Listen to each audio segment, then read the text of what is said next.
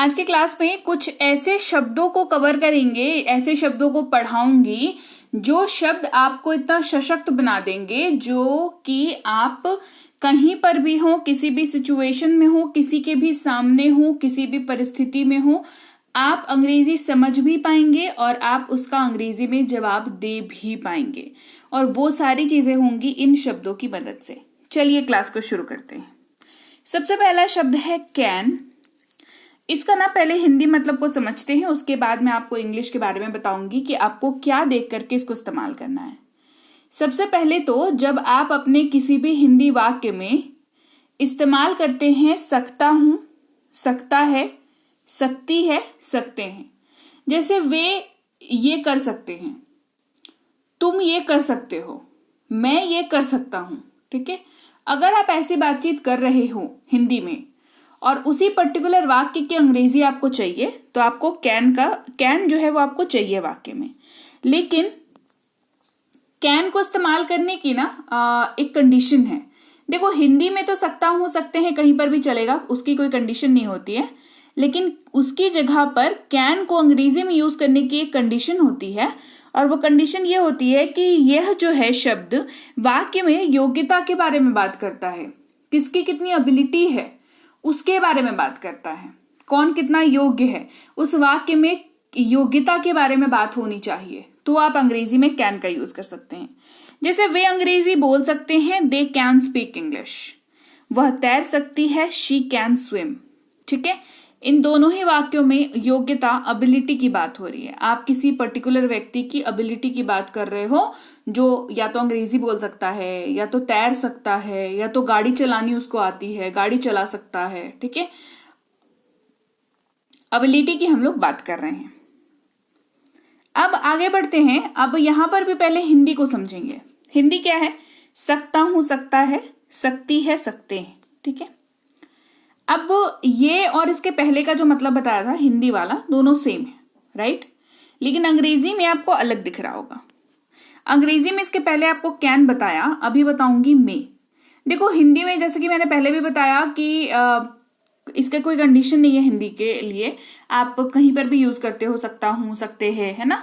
लेकिन इंग्लिश में कंडीशन है, कैन की कंडीशन पता चल गई। अब उन सारे जगहों पर जहां पर कैन यूज होगा ये क्लियर है कि मे तो नहीं यूज होगा, है ना। क्या बताया कि योग्यता दिखाने के काम आता है, तो योग्यता वाले वाक्यों में मे नहीं यूज होगा। क्या यूज होगा? कैन यूज होगा। तो मे कहां यूज होगा? उसके अलावा बाकी सारे वाक्यों में। टू बी वेरी प्रिसाइज, आपको ज्यादा सटीक मैं बता दूं कि कहां यूज कर सकते हो। ये वाक्य में संभावना यानी कि पॉसिबिलिटी को दिखाता है, अनुमति यानी कि परमिशन को दिखाता है, अनुरोध यानी कि रिक्वेस्ट को दिखाता है। इसका मतलब क्या है? इसका मतलब ये है कि आप ऐसा कोई भी वाक्य बोल रहे हो जो संभावना दिखा रहा है कुछ होने की, कुछ करने की, है ना। परमिशन मांग रहा हो, अनुमति मांग रहा है कोई वाक्य, है ना, या रिक्वेस्ट यानी कि अनुरोध को दिखाता हुआ कोई वाक्य है, तो उस पर्टिकुलर वाक्य में आपको मे शब्द का इस्तेमाल करना है। जैसे हमें देर हो सकती है, वी मे बी लेट। क्या मैं आपकी सहायता कर सकता हूं? मे आई हेल्प यू। क्लियर? आगे बढ़ते हैं, बात करते हैं कुड की, जो आपको दो तरीकों से इस्तेमाल होते हुए दिखेगा, सका सकी सके और पाया पाई पाए। बस बोलने का फर्क है, मतलब दोनों का सेम है। और जब मतलब सेम है तो इंग्लिश में उसका वर्ड भी कुड ही यूज होगा। ये वाक्य में भूतकाल की योग्यता को दिखाता है, ये पास्ट की एबिलिटी या सजेशन, सुझाव को दिखाता है। ठीक है, ये कैन का पास्ट वर्ड है। क्लियर? जैसे वह नहीं जा सका, ही कुड नॉट गो। हम अच्छे से पढ़ाई कर सके या हम अच्छे से पढ़ाई कर पाए, वी कुड स्टडी वेल। अब कुड के ही थोड़े एक्सटेंडेड फॉर्म की बात करते हैं, जहां पर कुड के साथ बी इस्तेमाल होता है और जिसके तहत इसका मतलब हो जाता है हो सकता था इन जनरल। लेकिन अगर वाक्य पॉसिबिलिटी दिखाता हुआ हो तो उसका मतलब हो जाता है हो सकता है। ठीक है, वह अस्पताल में हो सकता है, he could be in the hospital. जैसे आप मूवीज वगैरह देखते हैं या सीरियल वगैरह देखते हैं जो थ्रिलर शोज होते हैं, वहां पे बोलते हैं ना कि कोई मनो बंदा मिसिंग है, तो पुलिस आपस में क्या बात कर रही है कि तुमने अस्पतालों को चेक किया, वो अस्पताल में हो सकता है, राइट। संभावना, पुलिस को पता थोड़ी ना है अस्पताल में है ना, तो संभावना जता रहे हैं, तो he could be in the hospital. वह बीमार हो सकता था, ही कुड बी सिक। ये यहाँ पर क्या है? यहां पर हो सकता है वाली बात नहीं है, यहां पर हो सकता था वाली बात है, ठीक है। ही कुड बी सिक, लेकिन दोनों ही जगहों पर कुड बी का इस्तेमाल हमने कर लिया क्योंकि दोनों जगहों से इस्तेमाल इसका हो सकता है। क्लियर हो गई बात। अब अगले वर्ड है माइट, जिसका मतलब होता है शायद, सकता है, सकती है, सकते हैं। शायद आगे लगेगा, बीच में कुछ एक शब्दांश लगेंगे, मतलब कुछ वर्ड्स दिखेंगे, और फिर लास्ट में या तो सकता है दिखेगा, या तो सकती है दिखेगा, या तो सकते हैं दिखेगा, ठीक है। ये वाक्य में पॉसिबिलिटी को दिखाता है, लेकिन टाइप ऑफ वाक्य इसका अलग होता है क्योंकि इसमें शायद लगा हुआ है, ठीक है। जैसे शायद बारिश हो सकती है, इट माइट रेन, उन्हें शायद देर हो सकती है, they might be late. Will की बात करते हैं, जिसका मतलब होता है गा, गे, गी। वाक्य के अंत में आपको दिखेगा, अंत वाला जो वर्ड होगा ना उसमें दिखेगा आपको गा, गे, गी। ये जैसे वे घर जाएंगे, दे विल गो होम, मैं पढ़ाई करूंगा, आई विल स्टडी, ठीक है। फ्यूचर से संबंधित बात करता है ये।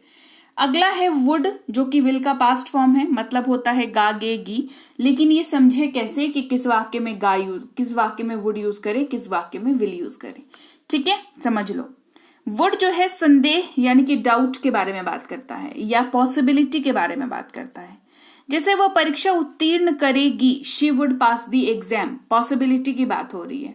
आपको ऐसा लगता है वो पास करेगी, नहीं हुई तो, है ना। आज बारिश होगी, इट वुड रेन टुडे, है ना, और नहीं हुई तो डाउट की बात हो जाती है, ठीक है। फिर है वुड बी, यानी कि वुड का एक्सटेंडेड फॉर्म, जो कि वुड से थोड़ा ज्यादा आसान है याद रखना। रहे होंगे, रहे होगे, रही होगी, रहा होगा, ये इस तरीके से यूज होता है हिंदी वाक्यों में। वह आ रहा होगा, ही वुड बी कमिंग, वे लोग पढ़ रहे होंगे, दे वुड बी स्टडिंग। फिर है, देखो विल वुड की बात करें और शैल के बारे में ना डिस्कस करूं तो कमेंट आप लोग करते हो कि मैम आपने तो शैल को छोड़ दिया, शैल के बारे में आपने बात नहीं करी। तो बच्चे देखो समझो एक चीज को, ठीक है, आप किसी भी एज ग्रुप में हो, मैं तो टीचर ही हूं आपकी, खैर शैल जो है उसका मतलब गा, गे, गी होता है। और अब ना व्यावहारिक तौर पर इसका इस्तेमाल जो है स्पोकन इंग्लिश में नहीं किया जाता। बहुत एडवांस स्ट्रक्चर्स जो हैं वो मतलब मिल जाएंगे आपको फिर भी अभी कभी कभार, लेकिन इन जनरल जो है अब इसका व्यवहारिक तौर पर इस्तेमाल नहीं किया जाता है। सो जिसका इस्तेमाल नहीं होता है तो उसको क्या करोगे फिर जान करके, है ना। जान लो एक शब्द है, उसका मतलब क्या होता है, काफी है, राइट। आगे बढ़ते हैं, शुड की बात करते हैं। उसका मतलब होता है चाहिए, यानी कि शुड का मतलब होता है चाहिए। ये सुझाव यानी कि सजेशन, ज्ञान देते हैं ना, जो ज्ञान देते हैं, अरे तुम्हें ऐसा करना चाहिए, तुम्हें सुबह जल्दी उठना चाहिए, ऐसे ज्ञान वाली जो बातें होती हैं जो सामने वाला कभी नहीं मानेगा, आपको ज्ञान देते वक्त भी पता होता है, वैसे वाक्यों में शुड का इस्तेमाल करते हैं। उसे जल्दी उठना चाहिए, देखो अब ये बात आज तक किसी ने मानी है कि उसे जल्दी उठना चाहिए। She should wake up early, उन्हें कड़ी मेहनत करनी चाहिए, दे शुड वर्क हार्ड, ठीक है। शुड का एक्सटेंडेड शुड बी, मतलब होना चाहिए। उसे घर पर होना चाहिए, he should be at home. उन्हें दयालु होना चाहिए, they should be kind. Must, जिसका मतलब होता है अवश्य चाहिए, और ये फर्म बिलीव को दिखाता है, फर्म नेसेसिटी को दिखाता है। जिस चीज के ऊपर आप बहुत फर्म बिलीव करते हैं, दृढ़ता से आप बिलीव करते हैं, और आप उस वाक्य को वैसे ही बोलते हैं हिंदी में। तो हिंदी में वैसे बोलते हैं तो अंग्रेजी में कैसे दिखाएंगे। हिंदी से तो चलो भाई अपने टोन से पता चल जाता है कि कितना फर्म बिलीव है उसके ऊपर। अंग्रेजी में क्या कर लेंगे, अंग्रेजी में मस्ट का इस्तेमाल कर लेंगे। उसे अवश्य जाना चाहिए, ही मस्ट गो। उन्हें अवश्य कार खरीदनी चाहिए, they must buy a car, ठीक है। बात करते हैं हैव टू की, जिसका मतलब होता है ना है, नी है, या फिर ना पड़ता है, नी पड़ती है। ये इस्तेमाल होता है आई, यू, वी और दे के साथ, इसका खास ख्याल रखेंगे। ये वाक्य में फोर्स्ड सर्कमस्टांसेस के बारे में बात करता है, ऐसा जिसके ऊपर आपका जोर नहीं है लेकिन हो रही है वो चीजें समहाउ, किसी और के द्वारा या किसी और के साथ या आपके साथ, नो मैटर वॉट, बट ये फोर्स्ड सर्कमस्टांसेस को दिखाता है। जैसे मुझे जाना है, आई हैव टू गो, मुझे जाना है, आई हैव टू गो। हमें पढ़ाई करनी है, वी हैव टू स्टडी, अच्छे रिजल्ट लाने हैं, पढ़ाई करनी है बहुत अच्छे से, तो वी हैव टू स्टडी। फिर हैव की बात करें, हैज की ना बात करें, ऐसा तो फिर गलत बात है ना। तो हैज टू का भी मतलब क्या होता है, ना है, नी है, ना पड़ता है, नी पड़ती है। इस्तेमाल सिर्फ अलग होता है इसका, ही, शी, इट और नेम के साथ इस्तेमाल होता है। ये सब्जेक्ट जब रहेगा वाक्य में तो हैज टू का इस्तेमाल किया जाएगा। उसे पढ़ाई करनी है, ही हैज टू स्टडी। उसे खाना बनाना है, she has to cook. Rohan को बाजार जाना है, Rohan has to go to market. ठीक है, यूज्ड टू की बात कर लें। यूज्ड टू को थोड़ा ध्यान से समझिएगा। कोई काम जो है वो किया करता था, करती थी, करते थे। अगर वाक्य में यूज करते हैं तो यूज टू का इस्तेमाल करने। सिर्फ एक बात का ख्याल रखें और तब यूज टू का इस्तेमाल करें। ये वाक्य में भूतकाल की आदत यानी कि पास्ट हैबिट के बारे में बात करता है। जब तब किसी भी वाक्य में यूज टू न लगाएं, है ना। जब किसी पर्टिकुलर पास्ट हैबिट के बारे में बात करें तो ही यूज टू का इस्तेमाल करें। जैसे वह क्रिकेट खेला करता था, he used to play cricket. अब आप इस पर्टिकुलर वाक्य में किसी ऐसे बंदे के या बंदी के बारे में बात कर रहे हो जो जब आप उसको जानते थे या आप उसके साथ रहते थे या आप उसके साथ आपकी दोस्ती थी या कॉलेज में, स्कूल में, कहीं पर भी आपके नॉलेज के अनुसार वो उसका रेगुलर प्रैक्टिस था कि वो क्रिकेट खेला करता था या वो क्रिकेट खेला करती थी, राइट। वो अभी पर्टिकुलर जो है, अभी करंट सिचुएशन में वो क्रिकेट खेलता है या नहीं खेलता है, खेल भी सकता है, नहीं भी खेल सकता है, ठीक है, वो आपको आइडिया नहीं है, लेकिन पास्ट में खेला करता था ये आपको पता है, राइट। तो he used to play cricket आप यहां पर यूज कर सकते हैं। कल से किसी ने क्रिकेट खेलना शुरू किया है और आज आप उसके बारे में बोलोगे कि he used to play cricket, बहुत ही गलत वाक्य है ये, है ना। ये हुआ ही नहीं वाक्य, ये वाला चीज वेरी रॉन्ग है ना। तो इसका ध्यान रखें और उसी ध्यान के साथ ही यूज टू का यूज करें, है ना।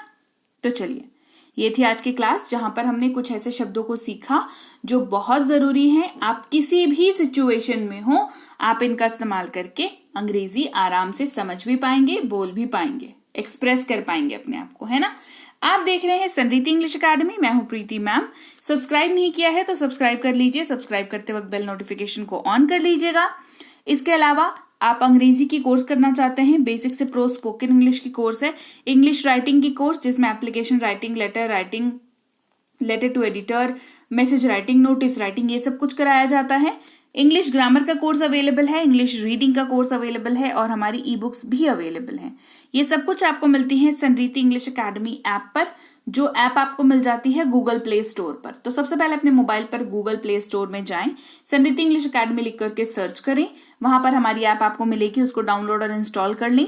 नाम, नंबर, ईमेल आईडी डालकर रजिस्टर करके आप ऐप में फ्री और पेड दोनों प्रोसेस को कर सकते हैं। इस नंबर पर जो है संपर्क कर सकते हैं आप पेड क्लासेस से संबंधित कोई भी जानकारी या दिक्कत के लिए आप व्हाट्सएप मैसेज कर सकते हैं इस नंबर पर। इसके अलावा हमारी ई बुक्स इस वेबसाइट पर भी अवेलेबल हैं, यहां से भी आप ले सकते हैं, कहीं से भी लें, कोई फर्क नहीं पड़ता। बस आपके पास ये ई बुक पहुंचनी चाहिए डाउनलोड होकर के, है ना। आपको खुद से इसको डाउनलोड करना है। हमारी व्हाट्सएप का ग्रुप, व्हाट्सएप का चैनल, टेलीग्राम का चैनल ज्वाइन करना ना भूलें। फेसबुक, इंस्टाग्राम पर हमें फॉलो करना ना भूलें और मैं आपसे मिलूंगी आपकी अगली क्लास में। Till then, thank you so much for watching. Stay tuned to Sanriti English academy.